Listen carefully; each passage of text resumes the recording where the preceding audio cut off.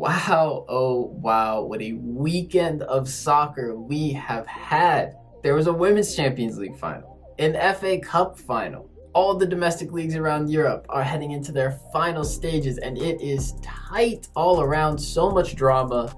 I don't know if I'm just happy because I didn't have to watch Arsenal's men's team play this weekend. I don't know if I'm happy because Chelsea have lost 2 cup finals in 2 days. Sorry, Chelsea fans, but I mean, really, you've given us some incredible content. All I know is that this weekend, I finally got that feeling watching soccer because there was so much exciting and entertaining stuff. We're gonna get you caught up on everything you might have missed and more from the weekend in soccer. So sit back, relax, and enjoy it.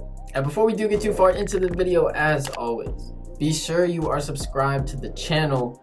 Fun fact, as you can see on the board, it is the anniversary of a year since my first ever YouTube video, at least it was on Saturday. And look where we are now. I mean, thank you to everybody who's gotten me this far, but hey, road to 500 subscribers, we're almost there. And hopefully in a year's time, we can be at 1,000. That is the goal, so help me get there. Subscribe to the channel if you're new.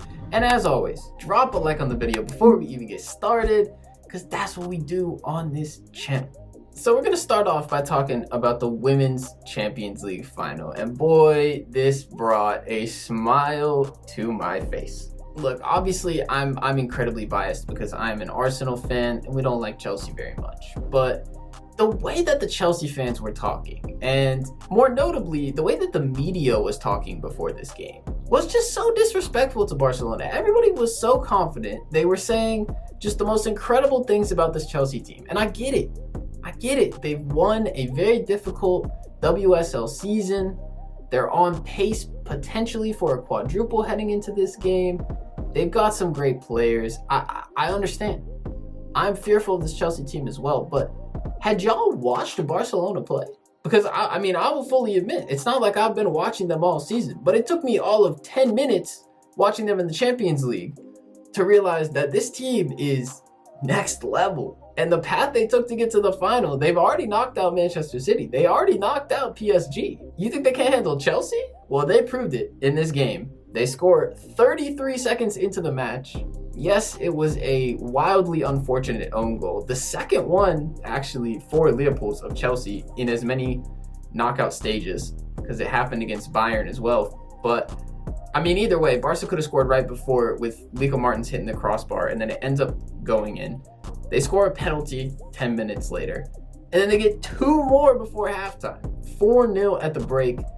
Absolute dominance. They passed Chelsea off the park. I mean, it was incredible. If you've watched Chelsea's games this season, they've never been handled like that. And Barca showed that they were just another level. And I just enjoyed watching this so much. I know this doesn't always resonate with everybody, but for me, and I get this sensation when I watch Pep Guardiola's teams, and you think this way about some of the great international teams we've seen over the years, even Team USA at times, the women's team. I love watching great teams dominate, especially against good opponents. That first half was some of the best football I've watched all season, and I mean, Chelsea just, they did not look like they even deserved to be on the field with Barcelona. And for Barcelona, I'm really happy for them. You know, this is basically what happened to them in the Champions League final a couple years ago against Lyon when they got beat 4-1, and it was right at the beginning of the game, and they just got wiped out before they could even get started. And you could tell that since that moment, they've really been building into this great progression that they've found, and it's all come together for them this season. I mean, you look at what they've done in the league. Here are the stats. They are currently 26 wins, no losses, no draws. Perfect record in the league. They've scored 128 goals in those 26 games, and they've conceded 5. Yes, a 123 goal difference for Barcelona. And having done that, and then also won the Champions League, and oh, by the way, they beat the 2 best teams in England and the best team in France this season. They have done something that only 2 other teams, as far as my research goes, have ever done before in terms of going perfect in the league, more than plus 100 goal difference, and also winning the Champions League or the UEFA Cup in its previous version.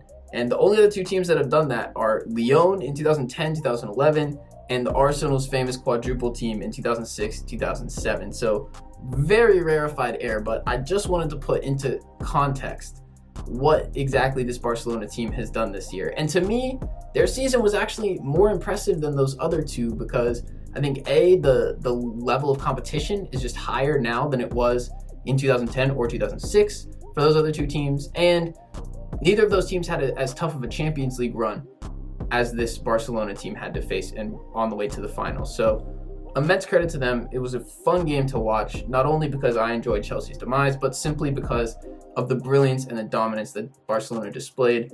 Kudos to them. Great season. Literally one of the best seasons we have ever seen. But now let's talk about a different cup final. This one was on Saturday, the FA Cup, and Leicester City winning their first FA Cup in history after having lost in the final a few times before. They righted their wrongs and they lifted the title over Chelsea, who have now lost 2 straight FA Cups in the men's competition. Was it a bit of a smash and grab from Leicester? Yeah, it was. But you know what? That's cup football for you. I mean, the first half, I would say, was very boring. There wasn't a whole lot to divide either of the teams. It got spiced up a little bit in the second half, much thanks to an absolute worldie of a goal from Youri Tielemans. As much as it was one of those moments that gets you out of your seat and just makes you believe in the impossible, a 30-yard screamer into the top corner in the FA Cup final against a heavy favorite. I mean, it's the stuff that dreams are made of. But as always in this day and age, there were some talking points. Notably, a potential handball in the build-up. Personally, I think it was a good call to let that one go. I'm glad that VAR did not intervene. To me, it doesn't really matter. It's an irrelevant point of conversation. And I just wanted to enjoy this because this win that Leicester ended up getting, and that goal especially, with the fans back in the stadium, it just made me feel a way that I had not felt watching soccer, I would say, over the past year or so. We've seen plenty of games with similar drama. We've seen remarkably a lot better goals than that Tielemans goal even.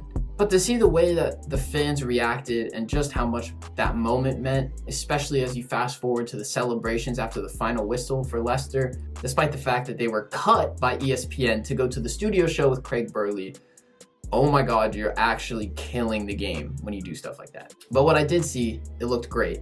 And seeing the full videos online made it even better. Chelsea also had a chance late in this game to send it to overtime, again chalked off by VAR, but in my opinion, it looked offside to me. People were acting like this is another one of those toenail decisions, but this one to me at least seemed a little more clear cut than some of these strange line drawing instances that we've seen. It was hard to tell because Chilwell was all the way across the field from the last defender, but to me he looked offsides. Unfortunately, it negated what was a pearl of a pass from Thiago Silva and then a very scrappy goal. But in the end, Leicester had luck on their side. They got 2 lucky VAR decisions that went their way.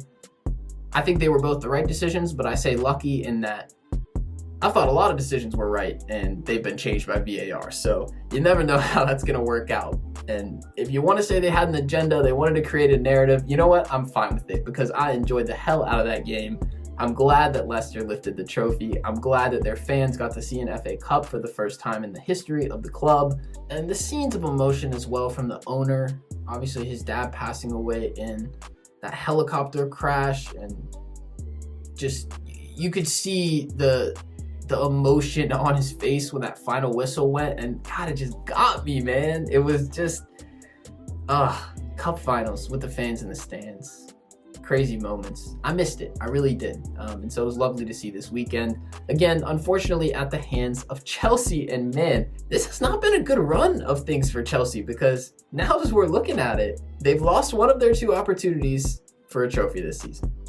And the trophy that it seems like everybody claims these days, which is a top 4 finish in the Premier League, is looking a little ropey for Chelsea as well because did you see the magic that happened for Liverpool today? Alisson with a 95th minute header from a corner.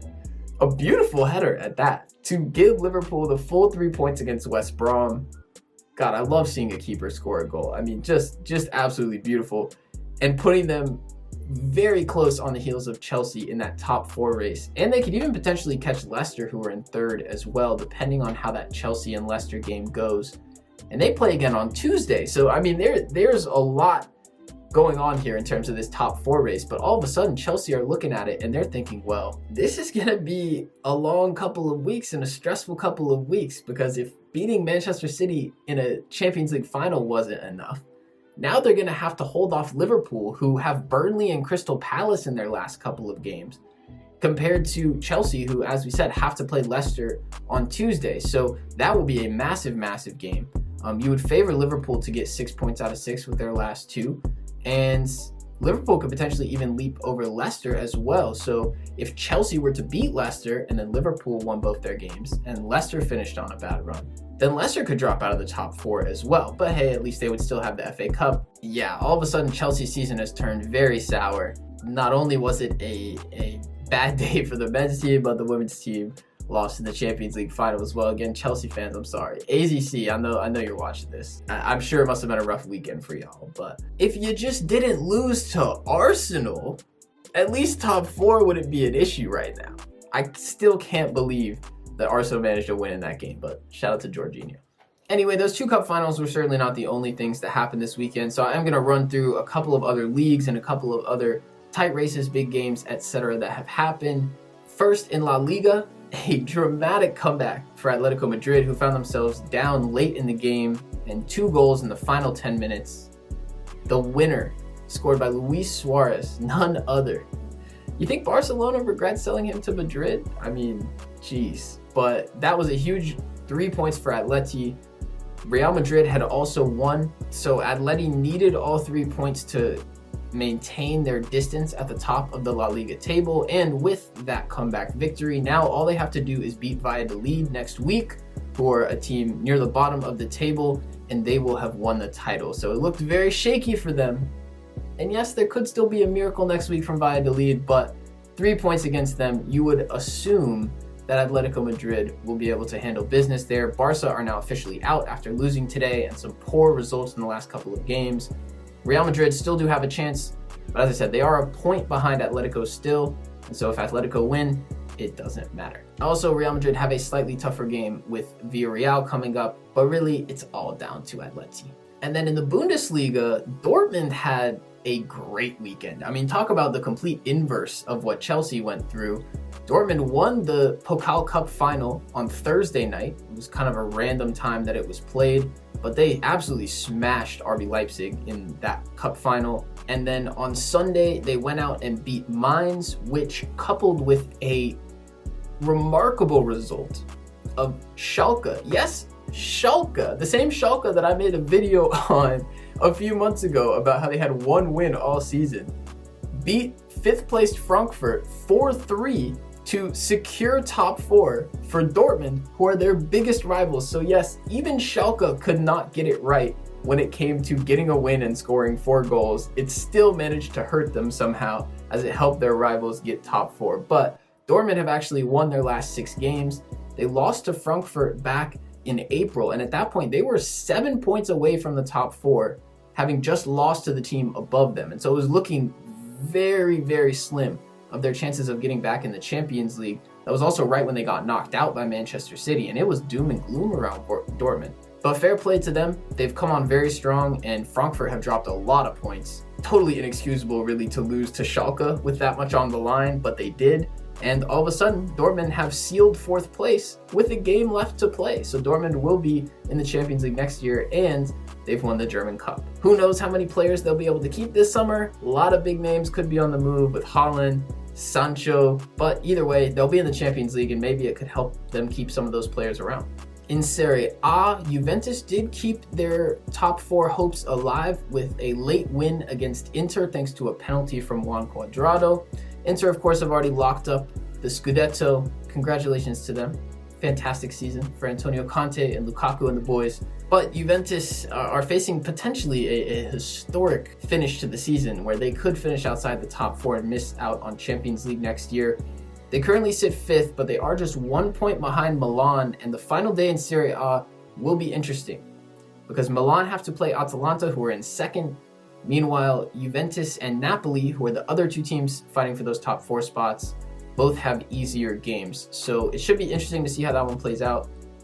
Juve currently are in 5th, but again, 1 point behind Milan and also 1 point behind Napoli. And then over in the Uber Eats League in France, there has been quite a title challenge going on for the past few months, really. Lille has had an outstanding season. PSG, of course, have been in the mix, and then Lyon and Monaco have also been in that conversation. All those teams won this week except for Lille. Lille had came into the weekend with a little bit of a cushion at the top, so they are still in first place, but now they're only 1 point ahead of PSG, as the rest of those top 3 teams did win this weekend, and Lille drew 0-0 with Saint-Etienne. But they're in a very similar position as Atletico Madrid next week, where as long as they win their game, and they will be playing Angers, they will win Ligue 1, which would be an incredible feat, and they'd be the first team since Monaco to dethrone PSG in Ligue 1. A very shambolic season, really, for PSG in their first year under Mauricio Pochettino. I think they and Arsenal are currently fighting it out for most red cards accumulated in the past calendar year, and that is not a discussion you ever want to be in.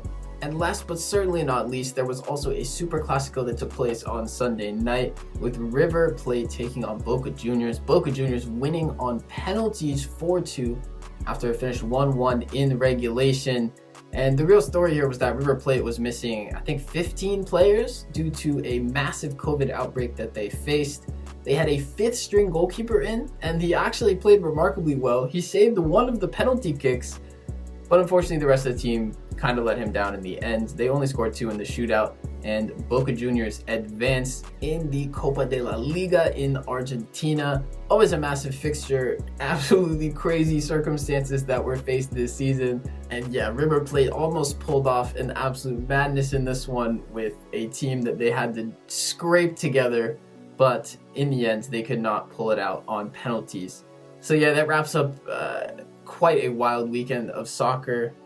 Definitely let me know your thoughts in the comments on any and everything I discussed in this video. What are you looking forward to in the final week of games?